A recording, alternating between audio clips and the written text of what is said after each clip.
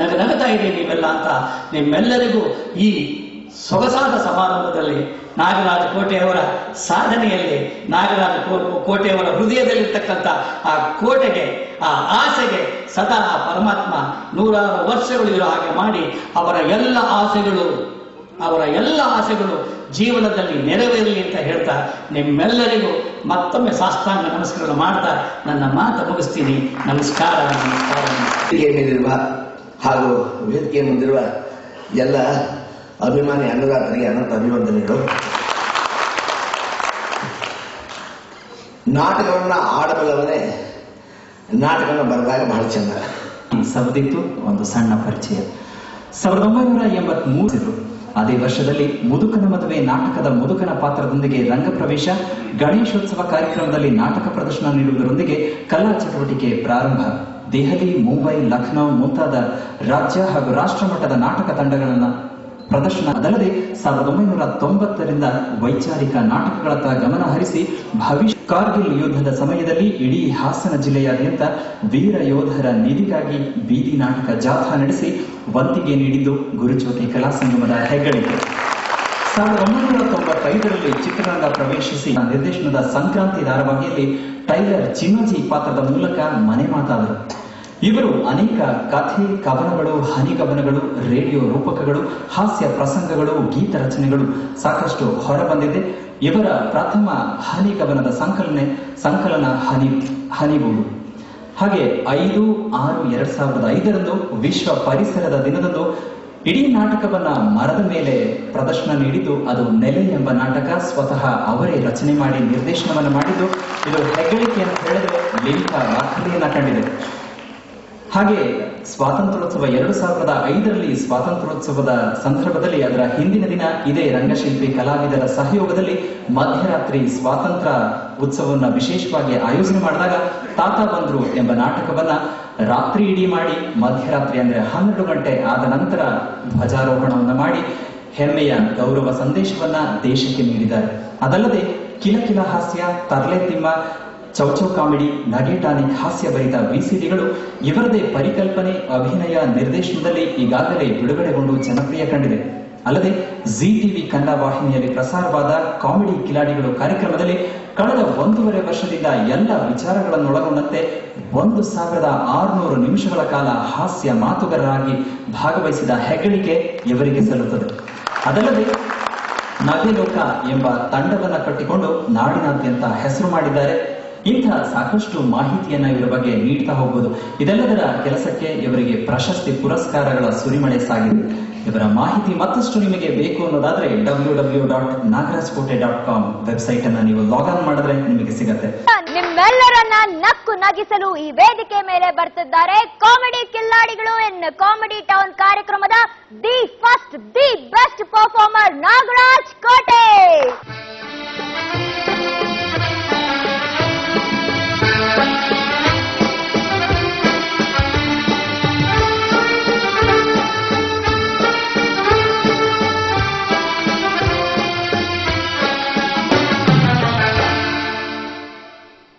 Prakash G ನಮಸ್ಕಾರ, ಸರ್ದೇಶ್ Pandey G ನಮಸ್ಕಾರ, ಹೊಸ ಆಂಕರ್ ನಮಸ್ಕಾರ, ಹೊಸ ಅದ್ಭುತವಾದ ಮ್ಯೂಸಿಕ್ ತಂಡ ನಮಸ್ಕಾರ. ಇವತ್ತು ನನಗೆ 2 ಕೆಲಸ ವಹಿಸಿದ್ದಾರೆ. 100ನೇ ಎಪಿಸೋಡ್ನ ಮೊದಲ ನಗಿಸುವ ವ್ಯಕ್ತಿ ನಾನು. ಒಂದು, ನಿಮ್ಮ ಪರಿಚಯವನ್ನು ಹೇಳ್ಕೊಳ್ಳಿ, ಆಮೇಲೆ ಪ್ರೇಕ್ಷಕರನ್ನ ಹೊಟ್ಟೆ ತುಂಬ ನೆಗೆಸಿ. ನೀವು ಒಂದು ವಿಚಾರ ನಂಬಲಿಕ್ಕಿಲ್ಲ, ನನಗೆ 7-8ನೇ ವರ್ಷ ವಯಸ್ಸಾದ ತಕ್ಷಣ ನನ್ನ ಊಟವನ್ನ ನಾನು ಸಂಪಾದನೆ ಮಾಡ್ಕೊಳ್ತಕ್ಕಂಥ ಪರಿಸ್ಥಿತಿ. ನಾನು ಬೆಳಿಗ್ಗೆ ತಿಂಡಿಗೋಸ್ಕರ ಹೋಟೆಲ್ನಲ್ಲಿ ಕೆಲಸ ಮಾಡಿ ಆಮೇಲೆ ನಾನು ಶಾಲೆಗೆ ಹೋಗ್ತಾ ಇದ್ದೆ. ಇನ್ನೊಂದು ಸ್ವಲ್ಪ ದೊಡ್ಡನಾದ ತಕ್ಷಣ ಮನೆ ಕೆಲಸಕ್ಕೆ ಸೇರ್ಕೊಂಡೆ. ಬೆಳಿಗ್ಗೆ ಮನೆಯಲ್ಲಿ ಅವರು ಮಲಗಿದ್ದ ಹಾಸಿಗೆ ಎಲ್ಲ ಎತ್ತಿ ಕಸ ಗುಡಿಸಿ ಶಾಲೆಗೆ ಹೋಗ್ತೀನಿ. ಶಾಲೆಯಿಂದ ಬಂದು ಮತ್ತೆ ಅವ್ರ ಮನೆಯೆಲ್ಲ ಕಸ ಗುಡಿಸಿ ಅವ್ರ ಮನೆ ಪಾತ್ರೆ ಬೆಳಗಿ ನಾನು ನಮ್ಮ ಮನೆಗೆ ಹೋಗ್ತೀನಿ. ತಿಂಗಳಿಗೆ ನನಗೆ ಸಂಬಳ 5 ರೂಪಾಯಿ. ನಂಬಲಿಕ್ಕೆ ಅಸಾಧ್ಯ ಆಗುತ್ತೆ. ಅಲ್ಲಿ ಬದುಕು ಹುಟ್ಟತ್ತೆ, ಅಲ್ಲಿ ಒಂದು ಹಾಸ್ಯ ಹುಟ್ಟತ್ತೆ. 750 ನಿಮಿಷ ಮಾತಾಡಿದ್ದೀನಿ. ನಾನು ಮಾತನಾಡದೇ ಇರೋ ಸಬ್ಜೆಕ್ಟ್ ಇಲ್ಲ. ನಾನು ಓದಿರೋದು SSLC. ನಾವು ಹೇಳೋದಂದ್ರೆ ಪ್ರತಿಯೊಬ್ಬ ಪ್ರೇಕ್ಷಕರು ನಂಗೆ ರಸ್ತೆ ಸಿಗ್ತಾರೆ. ನಾಗರಾಜ್ ಕೋಟೆ ಅವರೇ, ಇಡೀ ಬೆಳಗಿಂದ ಸಂಜೆವರೆಗೂ ನಮ್ಮದೇ ಟೆನ್ಷನ್, ಬದುಕು, ದುಡಿಮೆ, ಹಾಳು ಮೂಳು. 10 ಗಂಟೆಗೆ ನಿಮ್ಮ ಕಾರ್ಯಕ್ರಮ ನೋಡಿ ಬಹಳ ನೆಮ್ಮದಿಯಿಂದ ಮಲಗ್ತೀವಿ. ನಿಮ್ಮ ಜಿ ಟಿವಿನವ್ರಿಗೆ ಥ್ಯಾಂಕ್ಸ್ ಹೇಳಿ, ಅವ್ರಿಗೊಂದು ಧನ್ಯವಾದವನ್ನ ಹೇಳಿ. ಬಹಳ ಖುಷಿ ಆಗುತ್ತೆ. ನಿಮ್ಗೊಂದು ಅದ್ಭುತವಾದ ಟಿಪ್ಸ್ ಕೊಡೋದ್ರ ಮೂಲಕ ನನ್ನ ಹಾಸ್ಯ ಪ್ರಾರಂಭ ಮಾಡ್ತಾ ಇದ್ದೀನಿ ಸ್ನೇಹಿತರೆ. ಯಾವ ಕಾರಣಕ್ಕೂ ನಿಮ್ಮ ಮಕ್ಕಳ ಕೈಗೆ ಮೊಬೈಲ್ ಕೊಡಬೇಡಿ ಪ್ಲೀಸ್. ಮಕ್ಕಳ ಕೈಗೆ ಮೊಬೈಲ್ ಕೊಟ್ರಿ ನೀವು ಕೆಟ್ರಿ, ತಗಲಾಕಂಡ್ರಿ ಅಂತ ಅರ್ಥ. ಅವ್ರು ಎಲ್ಲಿಂದ ಶುರುವಾಗುತ್ತೆ, ಬರೀ ಆಪ್ಷನ್ ಏನೇನಿದೆ ಅಂತ ನೋಡ್ತೀವಿ ಅಂತ ಸ್ಟಾರ್ಟ್ ಆಗುತ್ತೆ ಪ್ರೋಗ್ರಾಮ್. ನೆಕ್ಸ್ಟ್ ಗೇಮ್ಗೆ ಹೋಗುತ್ತೆ, ಗೇಮ್ ಆಡ್ತಾ ಇದ್ದೀನಿ ಅಪ್ಪಾಜಿ ಅಂತ. 3ನೇ ಸ್ಟೆಪ್ಪೇ ಪಕ್ಕದ ಮನೆ ಹುಡುಗಿಗೆ ಮಿಸ್ ಕಾಲ್ ಹೋಗುತ್ತೆ. ಬಹಳ ಹುಷಾರಾಗಿರಿ, ಮಕ್ಕಳ ಕೈಗೆ ಮೊಬೈಲ್ ಕೊಡಬೇಡಿ. ನೆಕ್ಸ್ಟ್ ಚೇಂಜ್ ಆಗುತ್ತೆ. 90% ಬರ್ತಿದ್ದಂತ ಮಾರ್ಕ್ಸ್ ಕಾರ್ಡ್ 60% ಬರುತ್ತೆ. ಬಹಳ ಹುಷಾರಾಗಿರ್ಬೇಕು. ಈ ಮೊಬೈಲ್ ಅಂತಂದ್ರೆ ಹಾಗೇನೆ ನೋಡಿ, ನಾವು ಬಹಳ ಅನುಭವಿಸಿದೀವಿ. ಮೊಬೈಲ್ ಮಾತಾಡ್ಬೇಕಾದ್ರೆ ಮೊನ್ನೆ ಒಬ್ಬ ಹುಡುಗ ಬಂದ, ಶಾಲಾ ಹುಡುಗ, ಮೊಬೈಲ್ ಮಾತಾಡ್ಕೊಂಡೇ ಬರ್ತಾ ಇದ್ದಾನೆ. ಮಾತಾಡ್ಕೊಂಡು ನಮ್ಮ ಮನೆಗೆ ಬಂದ. ನಾನು ಯಾರಪ್ಪ ಹುಡುಗ ಇವನು ಅಂತ ಆಶ್ಚರ್ಯ. ಸೀದಾ ನನ್ನ ರೂಮ್ಗೆ ಹೋದ, ಬ್ಯಾಗ್ ತೆಗ್ದಿಟ್ಟ, ಡ್ರೆಸ್ ಬಿಚ್ಚಿಟ್ಟ, ಮಂಚದ ಮೇಲೆ ಮಲಿಕೊಂಡ, ಮಾತಾಡ್ತಲೇ ಇದ್ದಾನೆ. ಯಾರಪ್ಪ ನೀನು ಅಂದೆ. ಸಾರಿ ಇದು ನಿಮ್ಮನೇನಾ? ಅಯ್ಯೋ ನಮ್ಮನೆ. ನೋಡಿ, ಆ ಮೊಬೈಲಲ್ಲಿ ಇನ್ನೂ ಒಂದು ಸೌಂಡ್ ಇದೆ. ಸಾಮಾನ್ಯ ಮೊಬೈಲ್ ಮಾಡ್ಬೇಕಾದ್ರೆ ಒಂದು ಡೈಲಾಗ್ ಕೇಳ್ತಾರೆ, ಇನ್ನೇನು ಗೊತ್ತಿಲ್ಲ ರೀ. ಮೊಬೈಲ್ ತಗೊಂಡ ತಕ್ಷಣ ಎಲ್ಲಿದ್ದೀರಿ ನಾವೆಲ್ಲಾರು ಹೇಳ್ತೀವಿ. ಅವ್ರಿಗೇನು ಮೊದಲನೇ ಡೈಲಾಗೇ ಎಲ್ಲಿದ್ದೀರಿ, ಅವ್ರಿಗೆ ಉತ್ತರ ಹೇಳ್ಬಿಡ್ಬೇಕು, ಮಾತಿಲ್ಲ. ಫಸ್ಟ್ ಎಲ್ಲಿದ್ದೀರಿ?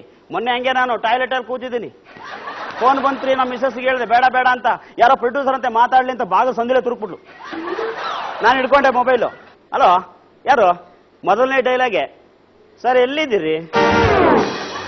ಏನು ಹೇಳೋಣ ನಾನು, ಏನು ಹೇಳೋಣ ಹೇಳಿ. ಈ ಥರ ಆದರೆ ಬಹಳ ಹಿಂಸೆ. ಆಮೇಲೆ ಮತ್ತೆ ನಾನು ಯಾಕೋ ಎಲ್ಲಿದ್ದೀನಿ ಅಂತ ಹೇಳಕ್ಕೆ ನನಗೆ ಬೇಜಾರಾಗೋಯ್ತು. ಮತ್ತೆ ಮಾತು ಕಂಟಿನ್ಯೂ ಮಾಡಿದೆ ನಾನು. ಸರ್ ಅದು ಅಂದೆ. ಗೊತ್ತು ಬಿಡಿ, ಏನೋ ಮಾಡ್ತಾ ಇರಂಗಿದೆ. ಅವರು ಅದನ್ನ ಮಿಕ್ಸಿ ಅನ್ಕೊಂಡ್ಬಿಟ್ರು. ಅಲ್ಲ, ಗೊತ್ತು ಬಿಡಿ ಏನೋ ಮಾಡ್ತಾ ಇದ್ದೀರಿ. ನಾನು ಮಾತಾಡೋದಕ್ಕೆ ಬಿಡ್ತಾ ಇಲ್ಲ, ಮತ್ತೆ ಕಂಟಿನ್ಯೂ ಮಾಡ್ರಪ್ಪ, ನಾನೇನ್ ತಿನ್ನಕ್ ಬರಲ್ಲ. ಯಾವನ್ ಸಾಯ್ತನ್ರಿ. ಆಮೇಲೆ ಮತ್ತೆ ಮಾತಿರ್ಗ ಕಂಟಿನ್ಯೂ. ಪರವಾಗಿಲ್ಲ, ಬರ್ಬೇಕಾದ್ರೆ ಒಂಚೂರು ಬಾಕ್ಸ್ ಹಾಕೊಂಬನ್ನಿ, ಟೇಸ್ಟ್ ನೋಡ್ತೀನಿ. ನಾವೆಲ್ಲಿದ್ದೀವಿ, ಏನು ಕತೆ ಒಂದೂ ಅರ್ಥವಾಗಲ್ಲ ರೀ. ಮೊಬೈಲು ಬಹಳ ಹಿಂಸೆ, ಇದು ಬಹಳ ತೊಂದರೆ ಕೊಡುತ್ತೆ ಈ ಮೊಬೈಲ್ ಕಾಟ. ಇನ್ ಕೆಲವ್ರು ಇರ್ತಾರೆ, ಈ ಮನೆಗೆ ಹೋಮ್ ಅಂತ ಹಾಕೋತೀರಿ ಸಾಮಾನ್ಯ ನೀವು. ಹೋಮ್ ಅಂದ್ರೆ ಮನೆ ಫೋನು ಅಂತ. ಅದ್ ಯಾಕೋ ಮನೆ ಫೋನ್ ಬಂದ್ರೆ ಅವ್ರದ್ದು ರಿಯಾಕ್ಷನ್ ನೋಡ್ಬೇಕು ಫೇಸ್ತು. ಬಾಕಿದೆಲ್ಲ ಓಕೆ, ತೆಗೆದ್ಬಿಟ್ರೆ ರಿಂಗ್ ಆಗುತ್ತೆ, ನೋಡ್ಬಿಡ್ತಾ ಮನೆದು ಅಂತ ಗೊತ್ತಾಗುತ್ತೆ. ಹೇಳಮ್ಮ. ಸರಿ ಸರಿ ಸರಿ, ನೀವು ಊಟ ಮಾಡಿ ಬಿದ್ಕಳೆ, ನಾ ಬರೋದು 11 ಗಂಟೆ ಆಗುತ್ತೆ. ಮಾಡಕ್ಕೆ ಕೆಲಸ ಇಲ್ಲ. ಇನ್ನು 5 ನಿಮಿಷ ಬಿಟ್ಕೊಂಡು ರಿಂಗ್ ಆಗುತ್ತೆ. ಪಕ್ಕದ ಮನೆ ಆಂಟಿದು. ಹಲೋ, ಎಲ್ಲಿದ್ದೀರಿ? ನಾನು ಇಲ್ಲೇ ಇದೆ, ನಿಮ್ಮನೆ ಕಾಂಪೌಂಡ್ ಹಿಂದ್ಗಡೆ. ಯಾರವ? ಓ ಸೂಪರ್ ರೀ. ಬೇರೆಯವ್ರ ಮನೆ ಫೋನ್ ಅಂದ್ರೆ ಬಹಳ ಪ್ರೀತಿ. ಈ ಕಾಲೇಜ್ ಹುಡುಗಿರಿದ್ದಾರೆ ನೋಡಿ, ಅವ್ರಿಗೂ ಮೊಬೈಲ್ಗೂ ಬಹಳ ನಂಟು. ಹಿಂದೆ ನೀವು ಕಾಲೇಜ್ ಕ್ಯಾಂಪಸ್ಗೆ ಹೋದ್ರೆ ಸ್ಟೂಡೆಂಟ್ಸ್ ಕೈಲಿ 2 ಇರ್ತಾ ಇದ್ದಿದ್ದು, ಒಂದು ಬುಕ್ಕು, ಇನ್ನೊಂದು ಪೆನ್ನು ಅಲ್ವಾ ಪ್ರಕಾಶ್, ಯಶವಂತ್ಜಿ? ಈಗ 2 ಇರೋದು, ಒಂದ್ ಕೈಲಿ ರೋಸು, ಒಂದ್ ಕೈಲಿ ಮೊಬೈಲು. ಪುಸ್ತಕಕ್ಕೆ ಗೇಟ್ ಪಾಸ್. ಏನಾದ್ರು ಕಂಟ್ಕೊಂಡ್ರು ಬಿಟ್ಟೋಯ್ತು, ಅಲ್ಲಿ ನಿಂತ್ಕೊಂಡ್ಬಿಟ್ಟು ಏನ್ ಮಾತಾಡ್ತಾರೆ ಗಂಟೆ ಗೊತ್ತಾಗಲ್ಲ ರೀ.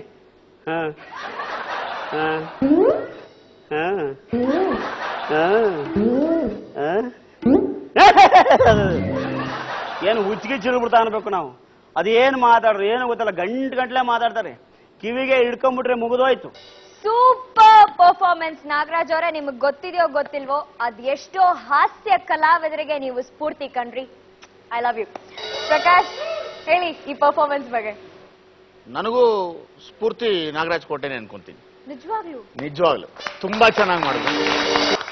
ಯಶವಂತ್ ಸರ್, ಈ ಪರ್ಫಾರ್ಮೆನ್ಸ್ ಬಗ್ಗೆ ನಿಮ್ಮ ಅಭಿಪ್ರಾಯ? ನಾಗರಾಜ್ ಕೋಟೆ ಬಹಳ ಸೀನಿಯರ್ ಕಲಾವಿದರು. ಮತ್ತು ಅವ್ರು ಇಷ್ಟು ಹೇಳಿದ್ರೊಳಗೆ ಒಂದು ಅದ್ಭುತ ಸತ್ಯ ಇತ್ತು.